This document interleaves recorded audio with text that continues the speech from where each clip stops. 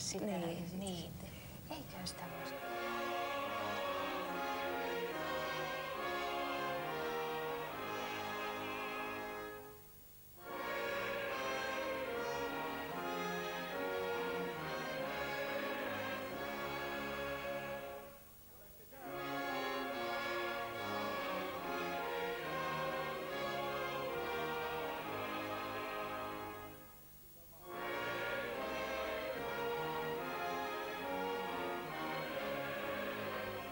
Mikä kosketti minua ehkä kaikkein eniten, oli silloin, kun Martti Rautanen ja Frida, hänen vaimonsa, hautasivat tämän viimeisen nuorimmaisen lapsensa, Frida Katariina.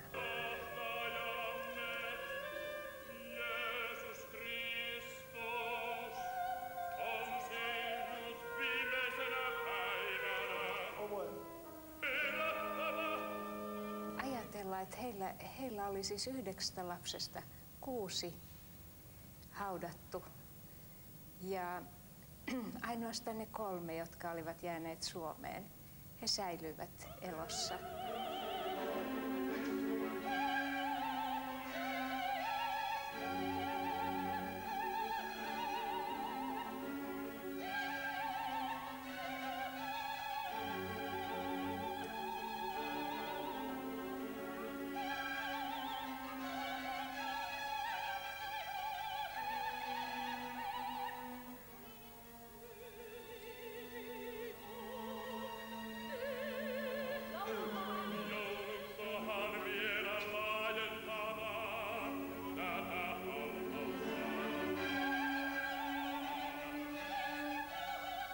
Äitien ketjussa myös Marko Ahtisaaren äiti tunnistaa luopumisen kivun.